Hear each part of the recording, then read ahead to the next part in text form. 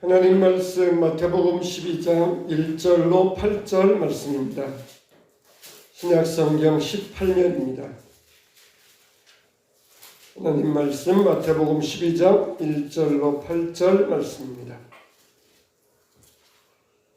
마태복음 12장 1절로 8절 말씀. 자, 우리 한 절씩 교독하겠습니다. 그때에 예수께서 안식일에 밀밭 사이로 가실새 제자들이 시작하여 이삭을 잘라 먹으니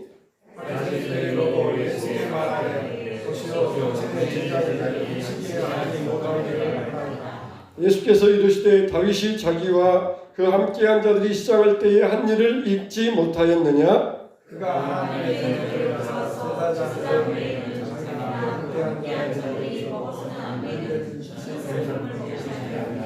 또 안식일에 제사장들이 성전 안에서 안식을 범하여도 죄가 없음을 너희가 율법에서 읽지 못하였느냐? 내가 너희에게 이르노니 성전보다 나는 자비를 원하고 제사를 원하지 아니하노라 하신 뜻을 너희가 알았더라면 무죄한 자를 정죄하지 아니하였으리라.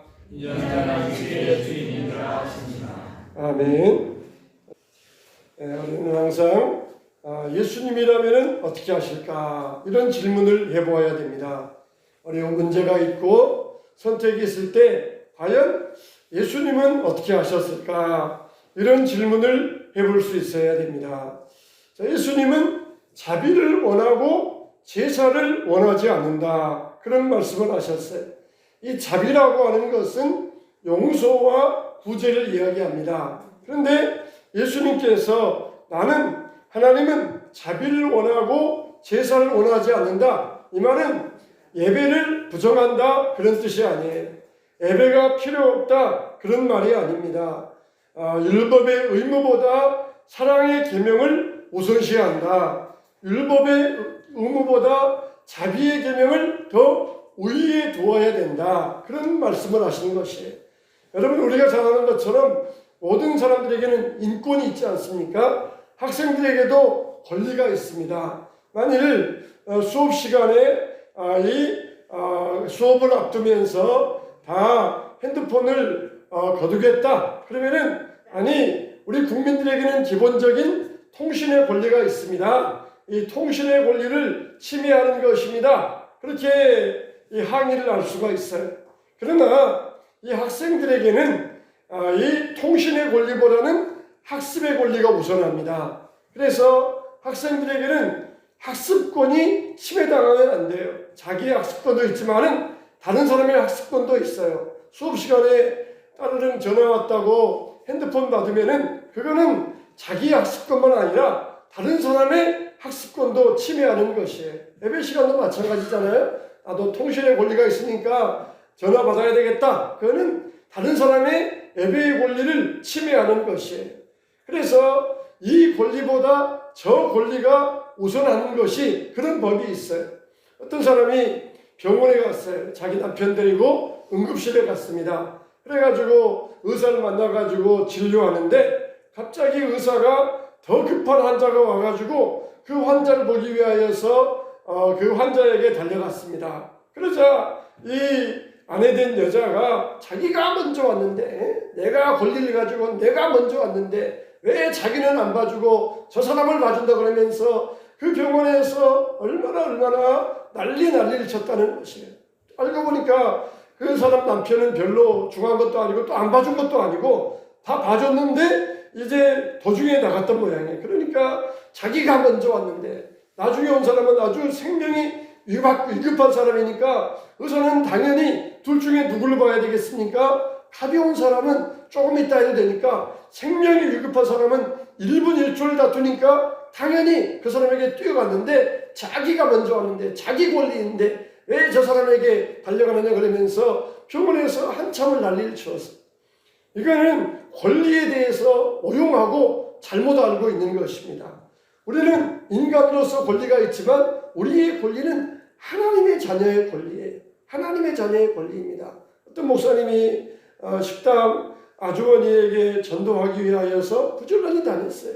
근데 이 아주머니가 스토킹했다고 고소해버렸습니다. 그래가지고 그 목사님이 실형 살게 되었어요. 실형. 참 요즘은 얼마나 완악한 시대입니까? 전도하기 위해서 그 영혼이 불쌍하니까 그냥 새벽부터 나와가지고 식당에서 고생하다가 저렇게 고생만 하다가 죽으면 또 지옥 갈 터인데 불쌍해서 복음을 전했더니 자기에게 스토킹했다고 그러면서 고소해서 그 목사님이 실형을 살게 되었어요. 요즘은 이런 완악한 시대가 되어버리고 말았습니다. 정말 권리가 어떤 권리가 우선인지 그렇게 분별력을 잃어버린 그런 시대가 되고 말았습니다. 아무리 자기 식당 일이 바쁘고 급하다 할지라도 생명보다 더 귀중하겠습니까? 세상에서 그 돈 벌어가지고 살다가 결국은 지옥불에 떨어지면은 그 번 돈이 무슨 소용이 있겠습니까? 예수님이 제자들과 함께 안식일에 밀밭을 지나가게 되셨어요. 그런데 제자들이 배가 고파가지고 밀 이삭의 목을 똑 잘라가지고 그것을 비벼서 후 불어서 껍질은 날려버리고 알맹이를 털어서 입에 집어넣었습니다. 그것을 지켜보았던 바리새인들이 옳다랬다. 드디어 예수와 그 제자들을 고소할 기회, 저들을 명분 잡아가지고 내가 저들에게 넘어뜨릴 드디어 좋은 절호의 기회를 잡았다. 그래가지고는 막 예수님에게 득달같이 달려들어서 왜 이런 짓을 합니까? 그러면서 예수님에게 시비를 걸어온 거예요. 우리나라 같으면은 뭘 하겠습니까? 왜 남의 밭에서 이삭을 따먹습니까? 절도죄! 그러면서 고소했을 것이에요. 그러나 이스라엘은 그렇지 않습니다. 배고픈 사람이 이 포도원에 들어가서 포도를 따먹어도 그건 죄가 아니에요. 왜냐하면 밭주인의 권리보다 배고픈 사람의 권리가 앞서기 때문이에요. 그래서 그건 철저하게 보장해 줍니다. 아무리 남의 밭에 가서 밀리삭을 따먹어도 그건 밭주인의 권리가 아니에요. 그거는 배고픈 사람의 권리가 우선합니다. 그러니까 우리나라 같으면은 배가 고프든지 굶어 죽든지 그냥 남의 밭에 가서 따먹은 이건 절도죄. 그래가지고는 라면 하나 훔친 것도 이 절도죄 해가지고 감옥에 집어넣는데 이스라엘은 절대 그럴 수가 없어요. 하나님의 법이 있기 때문에 밭주인의 권리가 아니라 배고픈 사람의 권리가 우선이다. 그래서 이 배고픈 사람에게는 권리를 가져줘요. 그러니까 절도죄를 못하니까 안식일을 가지고 시비를 건 거예요. 왜 안식일에 남의 밭에 들어가서 이걸 밭을 따먹었느냐? 이 밀리삭을 똑 따가지고 이걸 비빈 걸 이걸 뭐라 그러냐? 이걸 절구를 쪘다는 거예요. 절구를 쪘다는 거. 이거 얼마나 논리적인 비약입니까? 이 손으로 비벼서 훅 불고 입에 털어놓은 걸 이걸 안식일에 절구를 쪄가지고 노동을 했다는 거예요. 얼마나 허무맹랑한 논리의 비약입니까? 이걸 우리가 세상을 살아가면서 이런 일에 속으면 안 돼요. 분별력을 가져야 됩니다. 그걸 가지고 절구 쪘다. 그러면서 안식일에 하지 말라고 하면 노동을 해서 안식일 규정을 어겼다는 것이에요. 우리는 이런 것들을 분별할 수 있어야 돼요. 예수님이 뭐라고 말씀하십니까? 너희가 성경도 보지 못하였느냐? 다윗이 성전에 들어가서 제사장들만 먹을 수 있는 진설병을 배고플 때 자기와 함께한 자들이 먹지 않았느냐?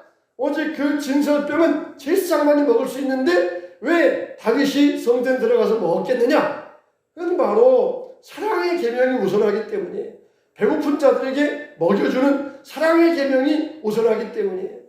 매 한 주일마다 성전 안에 상을 놓습니다. 그리고 그에다가 12지파에 따라서 떡 12덩이를 진열해요. 진열입니다. 떡상 위에 진열해 놓았다고 해서 진설병, 떡병장, 진설병이라고 그래요. 그러니까 그 떡이 우리처럼 이 조그만 떡이 아니라 아주 그냥 굵직굵직한 아주 큼지막한 떡이에요. 그러니까 12개 갖다가 먹으니까 아마 동행들이 거의 그냥 허기는 지울 정도로 먹었던 모양이에요. 그런데 이 다윗이 그 진설병을 먹었다는 것입니다. 그 진설병을 12덩이를 떡상 위에다가 진열하고 일주일 되면 치우고 다른 뜨끈뜨끈한 12덩이 이 떡을 또 진열하는데 그러면은 치운 떡은 어떻게 합니까? 우리 같으면은 뭡니까? 제사 음식이에요. 제사 음식. 제사 음식은 당연히 제사 드리고 식구들이 먹는데 하나님께 드렸던 제사 음식입니다. 하나님께 예배를 드린 제사 음식이에요.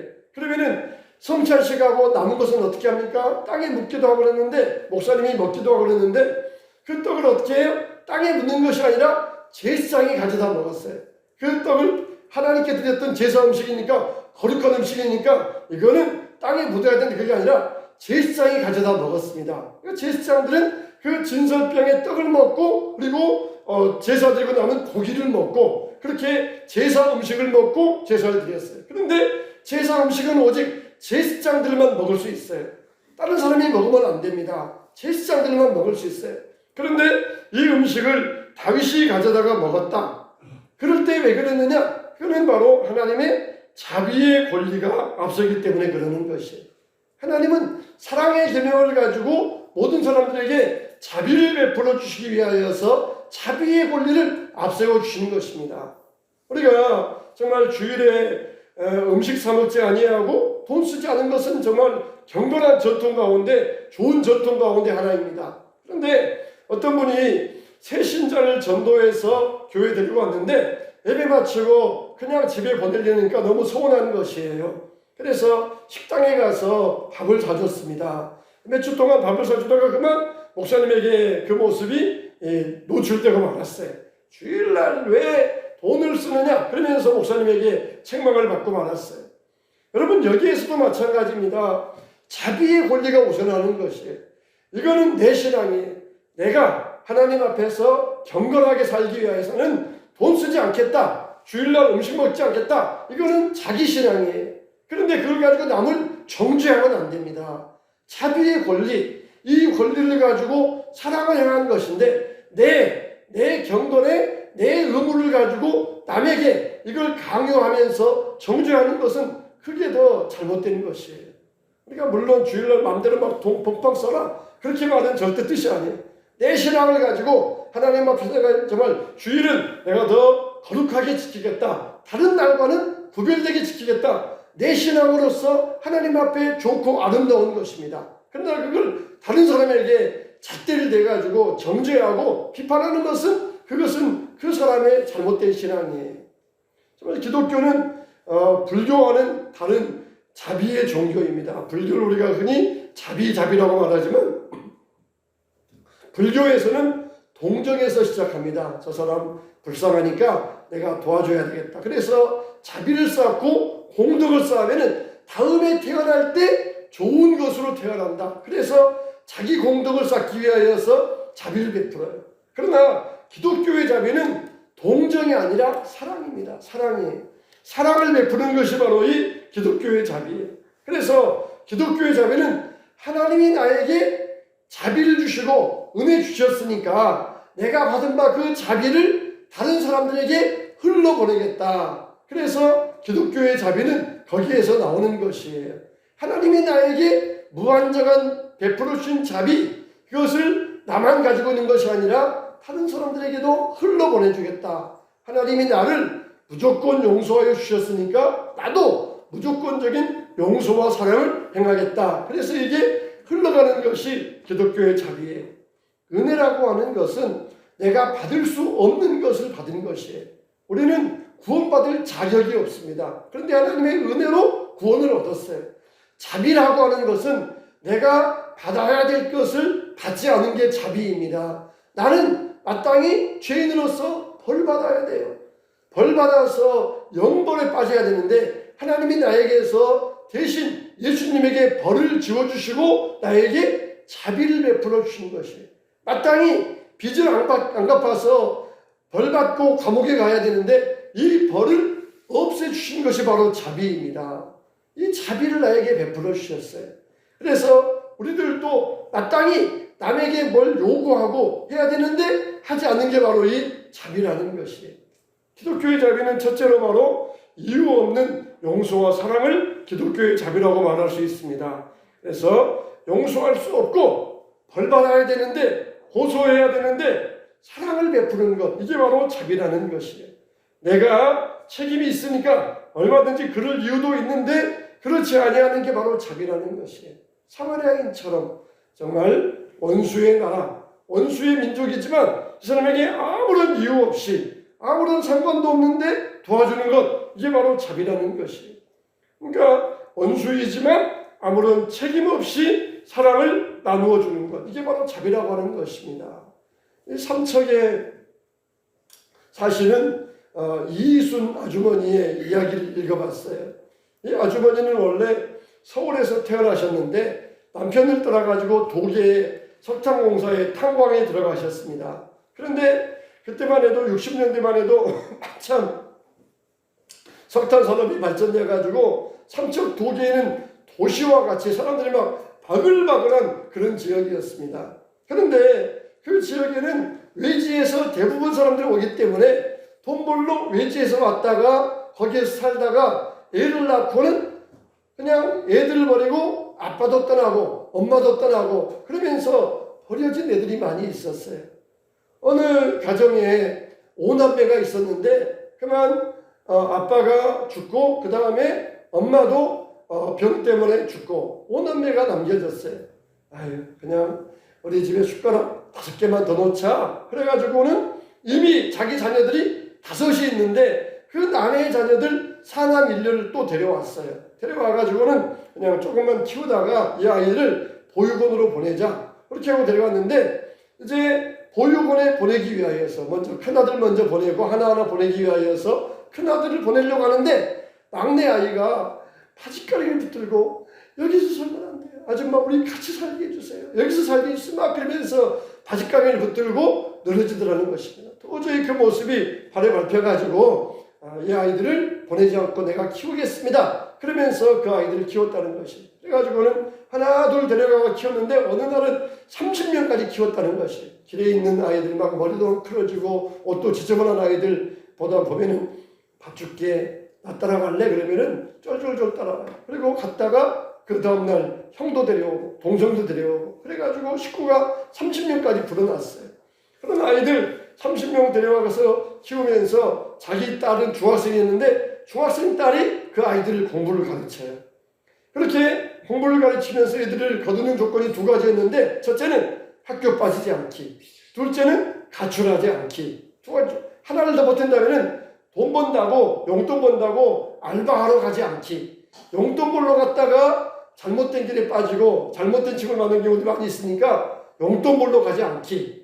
그렇게 아이들을 키웠다는 것이에요. 애들 준비물 지켜주기 위하여서 그냥 어느 날은 밤새껏 애들 연필 깎아주고 또 준비물 해주고 그러면서 애들을 키웠다는 것이에요. 하나에는 이 약간 지능이 떨어져가지고 주변에서 이 아이는 장애 등급을 받아야 되겠습니다. 그렇게 의사가 권면하는데 내가 사랑으로 키워보겠습니다. 끝까지 그렇게 장애 등급을 받지 않았어요. 근데 나중에 이 아이가 지능이 좀 느렸지만 나중에 고등학생이 되면서 머리가 튀어져가지고 지금은 직업군인이 되었다는 것이. 그러면서 말하기를 내가 평생에 잘한 일이 이 아이 장애 등급 안 받은 것입니다. 그래서 장애 등급 없이 이 아이를 이렇게 키워서 이렇게 정상적으로 직업군인 만들어 놓은 것이 내가 평생에 잘한 것입니다. 이 사람이 이 대한적십자에서 3대 봉사 명문가 그런 이 명예로운 호칭을 받았어요. 그런 것도 있는 모양이에요. 처음 들었어요. 3대 봉사 명문가. 그래가지고 이 어머니가 하던 일을 이제는 딸이 맡아서 한다는 것이에요. 그래서 삼척시에서 지금도 그 낡은 연립주택에서 살고 있는데 삼척시에서 당신이 이 삼척시를 위하여서 아동센터를 운영해 주십시오. 그렇게 제안이 들어왔어요. 근데 이분이 사회복지사 자격증이 없는 것이에요. 그래서 나이가 50대 후반이 되어가지고 그 도계에서 서울 서대문구 명지대까지 새벽 첫차를 타고 공부하러 다녔다는 것이. 그리고 막차를 타고 집에 와서 이렇게 억척같이 50대 후반에 다니면서 공부해가지고 사회복지사 자격을 따가지고 그 지역에 아동복지센터를 열었어요. 지금 이제 딸에게 물려줘가지고 딸이 하고 있는데 그 딸이 바로 이제 어렸을 때 중학생 때 동생들을 가르쳤던 그 딸이에요. 이렇게 해서 이어서 하고 있는데 3대 봉사 명문가라고 하는 그런 명예로운 호칭을 받았다는 것입니다.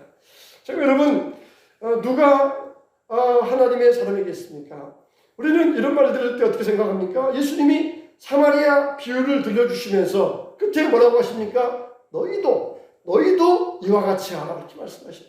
우리가 이런 이야기를 들으면 어떻게 합니까? 우리는 너희도 이와 같이 하라. 하나님이 우리에게 말씀을 들려주시면서 또 세상에 이런 미담을 들려주시면서 야, 참 좋은 이야기다. 참 눈시울 뜨거웠다. 가슴이 뭉클했다. 끝나는 것이 아니라 너희도 이와 같이 하라는 것이에요. 사마리아인의 비유를 말씀해 주시면서 너희도 이와 같이 하라 그러시면서 예수님께서 담대하게 제자들에게 분명하게 가르쳐 주셨던 것이에요.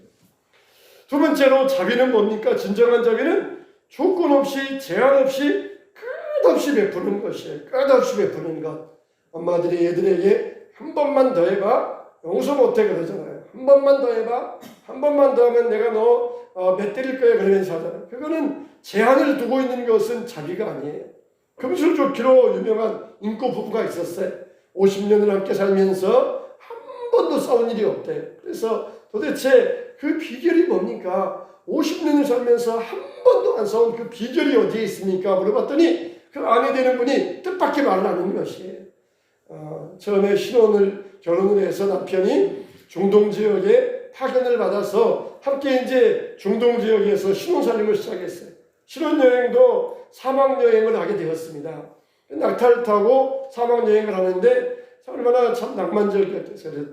뚜벅뚜벅 남편과 아내가 따로따로 낙타 한 마리씩 타고 뚜벅뚜벅 가는데 갑자기 남편이 탄 낙타가 막 뭐에 예민했는지 막 몸을 비틀더니 몸부림치다가 이 남편을 낙타에서 떨어뜨려 버리는 것입니다.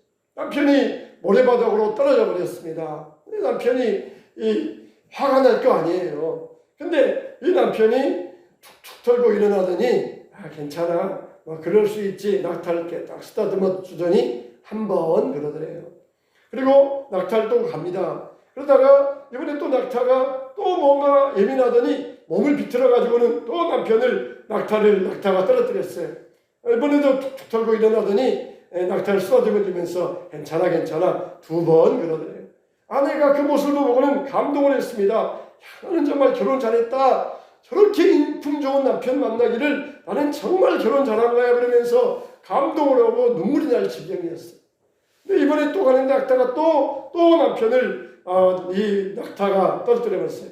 이번에 낙타가 떨어뜨리자 또 이번에도 남편이 툭툭 털고 일어나더니 뒷주머니에서 권총을 꺼내더니 낙타의 머리에 대고 빵 쏘더라는 거예요. 낙타가 죽고 말았어요. 아내가 깜짝 놀랐습니다. 아니 당신 지금 무슨 짓을 하는 것이에요? 이 낙타에게 잔인하게 행할 수 있어요. 더불어 우리는 신혼여행 중에 당신 미쳤어요! 소리 지르자 남편이 싱긋이 웃으면서 한 번 그러더래요. 그대로는 싸우지 않았다는 것입니다. 이게 정말 진정한 자비이겠습니까? 제한을 주는 게 진정한 자비이겠습니까? 아내로서는 정말 싸울 수도 없어요. 그 모습에 질려가지고 싸울 수도 없었을 것이에요. 우리는 이런 가짜 자비를 가지고 살아가고 있지는 않습니까? 베드로가 형제가 죄를 지으면은 몇 번까지 용서해 줘야 됩니까? 자기 딴에는 꽤 자비롭다고 7번까지 해주면은 아주 그냥 잘한 거겠죠? 그러면서 예수님에게 물어봤어요. 예수님께서는 70번씩 7번이라도 용서해줘요. 7번은 완전수잖아요. 7번까지 용서해주면 정말 얼마나 자비로운 사람이고 성인 문자이지 않겠습니까? 예수님께서는 70번씩 7번이라도 용서해줘야 된다. 이렇게 말씀해 주셨어요. 끝없는 것, 제한 없는 것, 그게 진정한 사랑이라는 것이에요.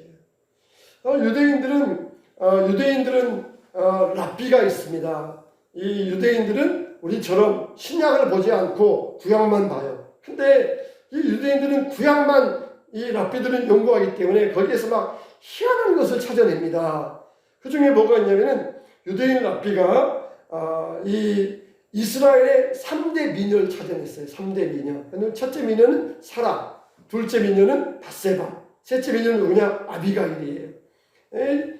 사라는 누굽니까? 아브라함의 처, 이삭을 낳은 여자, 이스라엘의 어머니 국모, 아브라함은 국부고 이 사라는 이스라엘의 조상의 어머니 국모예요. 그러니까 이 사라가 이스라엘의 1대 미녀다. 그 다음에 밧세바가 2대 미녀다. 그 다음에 세 번째가 아비가일이에요.